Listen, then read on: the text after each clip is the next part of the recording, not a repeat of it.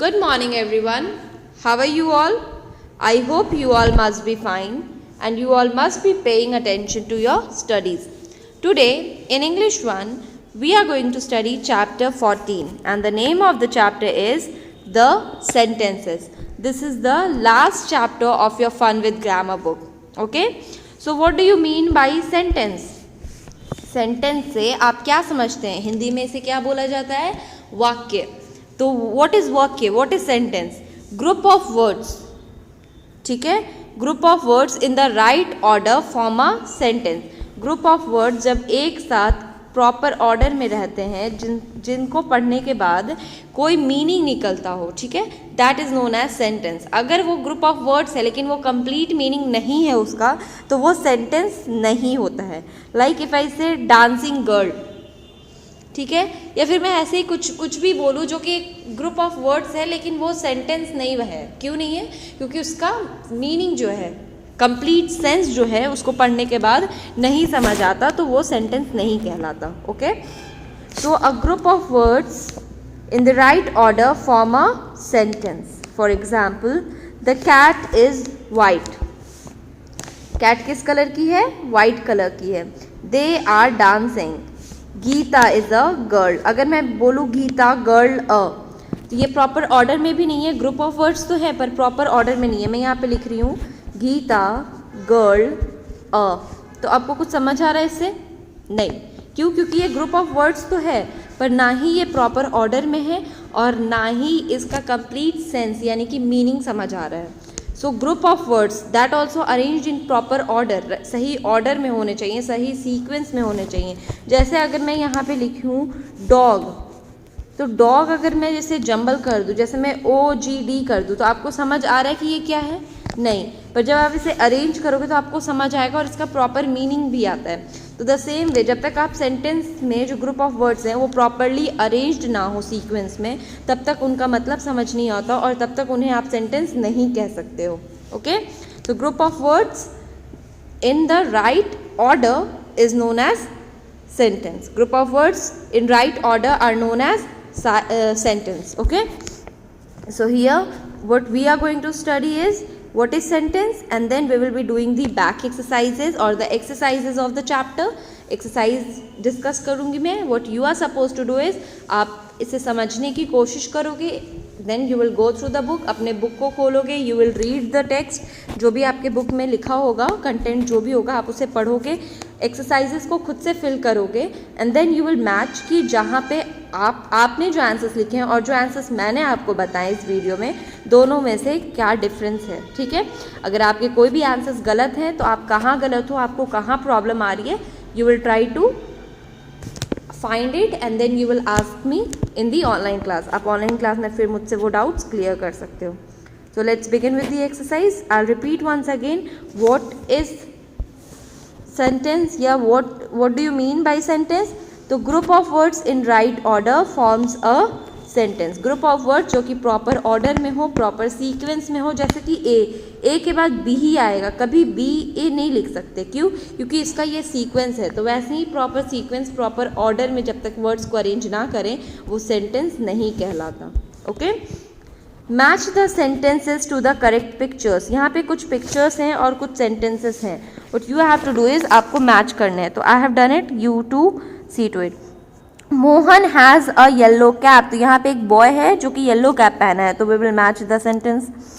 Number B, Arun is watching television. तो यहाँ पे एक बच्चा टीवी देख रहा है, तो B यहाँ होगा. C, the birds are flying. C यहाँ होगा. And D, my father is driving the car. तो यहाँ कार है और यहाँ पे इसके फादर कार को ड्राइव कर रहे हैं. यहाँ पे एक बच्चा दिख रहा है आपको, तो माई फादर इज़ ड्राइविंग कार. तो ये चारों ऐसे मैच होगा. ये हो गया आपका C, ये हो गया A, ये हो गया B और ये हो गया D. Okay, now come to page number 85. Here, rearrange the words in correct order to form a sentence. हमें इसे अरेंज करना है. It's like jumbled words. जैसे मैंने भी आपको बताया OGD, तो इससे दो वर्ड आप बना सकते हो, DOG डॉग या GOD गॉड. ठीक है, तो द सेम वे आपको इन वर्ड्स को अरेंज करना है. यहाँ पे वर्ड्स को, यहाँ तो आप अल्फ़ाबेट्स लेटर्स को अरेंज कर रहे थे, यहाँ पे आपको वर्ड्स को अरेंज करना है to form a proper sentence. So number 1 is swimming love I. तो I love swimming. This is done for you. It's an example. Let's follow. Number 2, yellow the sun is. The sun is yellow. Full stop. Playing are they hockey. तो they are playing hockey. Next, song she singing is a. She is singing a song. Full stop. Now let's learn. यहाँ पे कुछ extra चीज़ें हैं जो हमें सीखनी चाहिए. A sentence is a group of words that makes complete sense. Sentence जो है वो ग्रुप ऑफ वर्ड्स होता है जो कि कंप्लीट सेंस बनाता है. सेंस यानी मीनिंग, ठीक है, जिसका मतलब समझ आया आपको. A sentence has 2 parts. Sentence में 2 पार्ट होता है. पहला होता है सब्जेक्ट, दूसरा होता है प्रेडिकेट, ठीक है. A sentence begins with a capital letter. Sentence के बिगनिंग में हमेशा आप देखोगे फर्स्ट अल्फ़ाबेट जो है वो कैपिटल रहता है. And ends with a full stop. और हमेशा एंड में देखोगे कि फुल स्टॉप रहता है.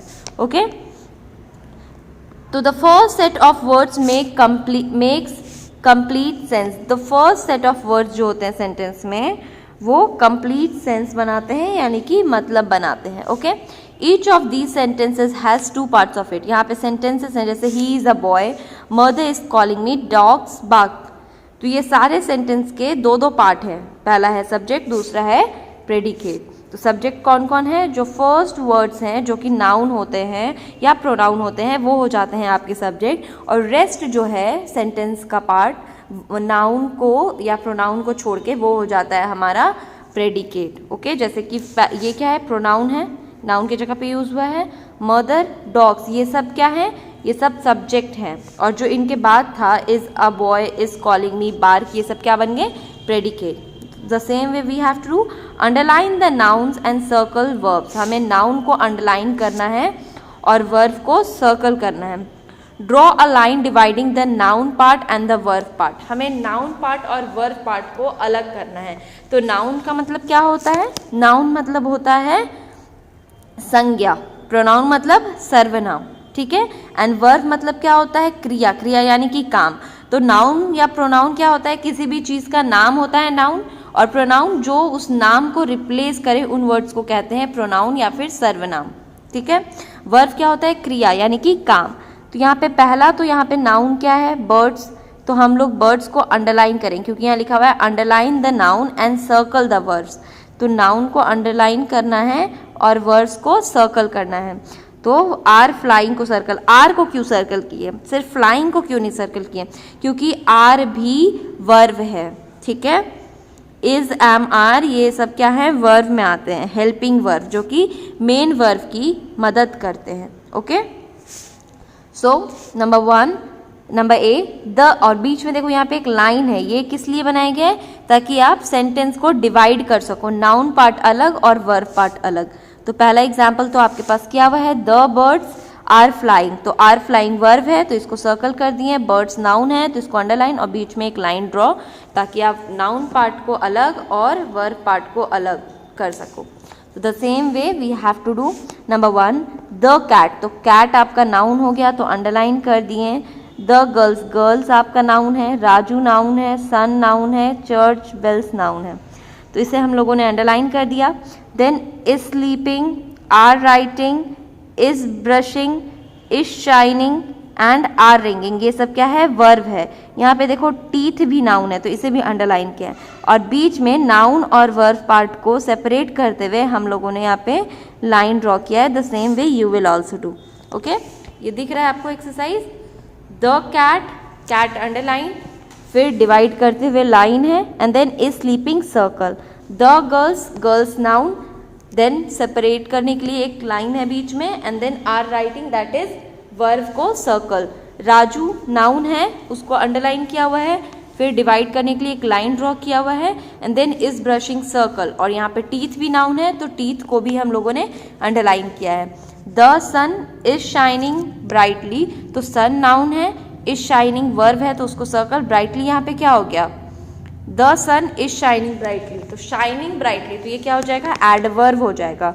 क्यों? क्योंकि शाइनिंग कैसा हो रहा है? ब्राइटली हो रहा है. तो शाइनिंग के लिए यहाँ पे ब्राइटली का यूज़ किया गया. तो वर्ब की मदद कर रहा है ये brightly word.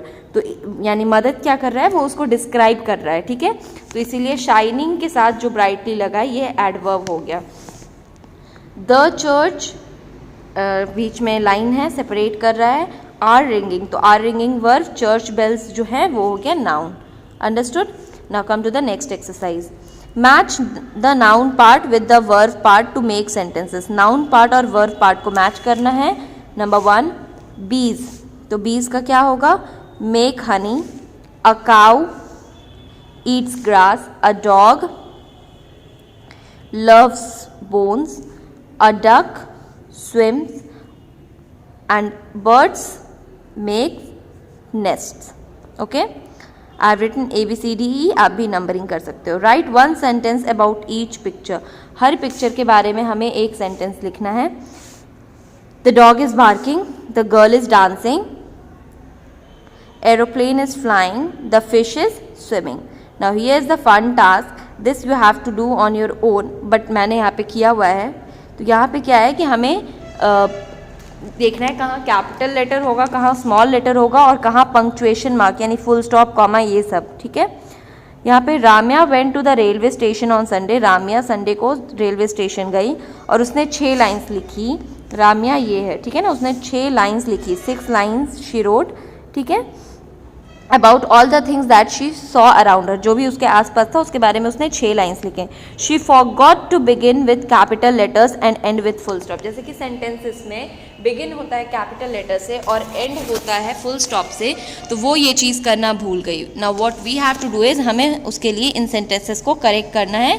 1 is done, rest we have to do. तो द ट्रेन्स वेरी लॉन्ग, तो द कैपिटल होगा, T and full stop end में। देयर का टी कैपिटल, एंड में full stop. Next, there is a big clock, there का T capital and clock के बाद full stop, सी क्लॉक के बाद द स्टेशन, तो टी कैपिटल एंड में full stop, and the potters का द कैपिटल, द का टी कैपिटल एंड एंड में full stop. So I read it. The trains are very long, there are so many people, there is a big clock, the station master is wearing a black coat, the potters are wearing red shirts. Okay, now next is, let's work in pairs. Write 5 sentences. One partner should write the noun part, the other partner should write the verb part to complete the sentence. 2 partner होंगे, पहला partner जो है वो noun part लिखेगा, दूसरा partner जो है वो वर्ब पार्ट लिखेगा, ताकि ये सेंटेंस जो है वो कंप्लीट हो सके। The milk man is bringing the milk, birds are singing, the dog is barking, Raju is playing in the park, the teacher is teaching, the peacock is dancing. इसके बाद लेट्स वर्क इन ग्रुप्स, ये आपको खुद से करना है। Okay, that's your homework. That's all. Stay home, stay safe, keep studying, and if you have any doubt you can ask me in the online class. That's your homework. Thank you class. Have a nice day.